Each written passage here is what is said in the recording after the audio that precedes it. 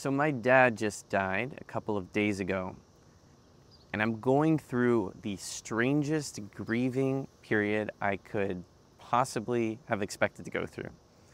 And this is because my father was estranged for the majority of my life. So whereas for a normal parent, it's one of the most significant deaths you might ever experience in your life, for me, there's been this emotional disconnect, and it's been so hard for me to accept that. Because this is my dad. This is someone who traditionally is like the closest person to a son. Let me just share maybe the synopsis for someone who might not know the story. My mom and my dad both had their own sets of kids before I was even born. My mom had in her first marriage, Sammy and Annie, my brother and sister. And then my dad had in his marriage as well, separate marriage, David and Elise. Okay, 2 sets of kids, and they're both like 18 and like close to their 20s before I'm even in the picture. Then I'm in the picture.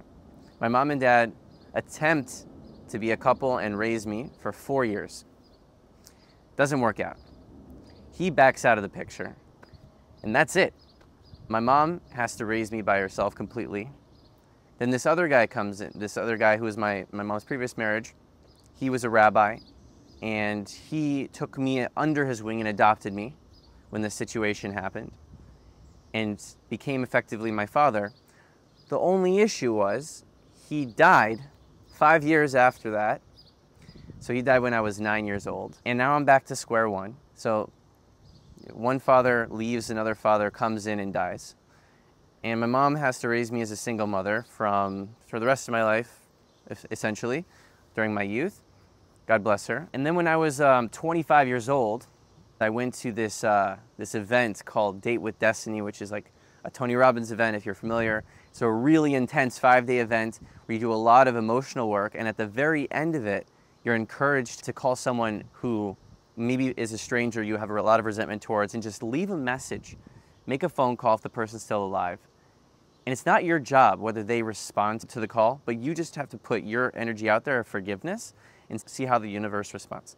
So I was like, okay, I went through this emotional roller coaster for 5 days. The truth of the story is I didn't call right there. I was so in denial that he was my father for many, many years that I decided to get a family history test. I didn't want to involve him in the process. I did like Ancestry.com. It was so funny. I did Ancestry.com, and it said I'm like 99.9% Ashkenazi Jewish. I was like, thanks. I couldn't have figured that out myself. And then in my top matches was my uncle on that side, Harold. It was crazy when that all happened. I was like, okay. Then I made the phone call. I left a message. Hey, Dad, just want to let you know I forgive you, and I really want you in my life. What made this call especially scary was when I was 18 years old, I sat him down at an IHOP or like a breakfast joint. We grabbed breakfast, and at the very end of the breakfast, I ask him for his phone number, and I say, hey, I really would love to have you in this next chapter of my life. And he said, nah. He said, I don't think that's such a good idea. And then he refused. He didn't give me his phone number at 18. And that was it. So I have already tried to welcome him in my life at 18, and I got rejected. So I was like, okay.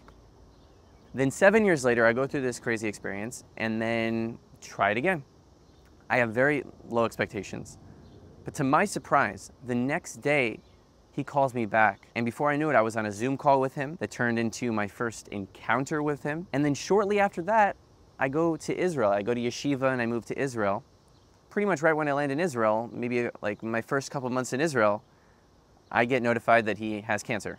So like, he's not in my life, then now he's in my life, and now he has cancer. And like clockwork, 2 years later when I'm done with yeshiva, he's on his deathbed. So my perception of this, I got to see him maybe a couple dozen times. Thank God during that time I got to meet my siblings on that side. And now I'm an uncle, so I'm really excited that I get to be present in my nephew on that side's life. But my dad, I got very little time with him. But because I made that phone call, God coordinated it that I was in front of him as he died. I got to watch him on his deathbed. But I'm in this room full of family members who are more or less estranged, aunts, uncles, cousins, brothers and sisters. And they're all going through the most tragic experience. They're just losing someone close that they love. And I'm in this room trying to feel. And I cried a little bit. I did cry. But I was crying for a different reason. I was crying because of lost potential. I was crying because I was hearing all these memories people were sharing in this room, intimate details, you know, he was into all these oldies in his music taste, specific times when they went dancing, and memories of my brother and sister getting raised by him. And I'm here in the back just sitting, being like, I have nothing. I literally have no memories of this person other than maybe a couple moments. Like frames. Like he took me to a mall, a local mall, and we would get lunch together maybe a couple times. When I was 4, I don't remember anything. There's no connection. And then when he passed away, in that moment, I was there for his final breath. I see the room, and there's a disconnect. So now I'm processing this reality that he's my dad, but he wasn't my dad. It's a really complex situation, and I'm living through this estranged loss of a close family member, and I'm trying to stay connected, but it's also very challenging for me. It's like very confusing, but that's my life. You can't choose the cards you're given. You can only choose how you play them at the end of the day. But I'm grateful for the 2 years that I've had with him, and the bonding and the closeness I got, and the memories, even though they were short, the ones I shared with him. And the small amount of parenting he gave me when he was encouraging me to figure my life out after I finished yeshiva, even though it was definitely like a frustrating thing to get advice from him, but I was also like grateful for it. I was like, yeah, parent me. I'll take it. Now I'm grateful. Because of his absence, it put this fire in me to be the best dad ever. And one of the biggest drivers for me to go to yeshiva, the specific one I went to, was because it really prepares you to be a family man and a present father and husband. So I'm looking forward to when I get to do that. In Hebrew we say a tikkun, like when I get to do that fixing for my next generation. But I have to live with and process that my dad died and I don't feel a connection to that. And also, how many people get to say they've lived through 2 dads dying? That's an interesting, unique thing as well. I really appreciate you staying for the journey and allowing me to share this vulnerable moment with you. I appreciate all of the kindness and the messages and the love and the care.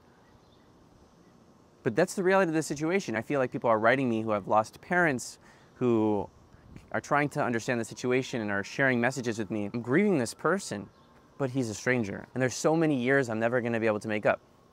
We don't really know why things happen to us in the way they do, but then what I notice is several years later, you can see all the things connect. So like, I know I went through this trauma and this experience for a reason, and I'm totally in acceptance of that. I just don't know what that reason is yet, but hopefully I find out soon. With that, thank you. I'll see you guys in the next one.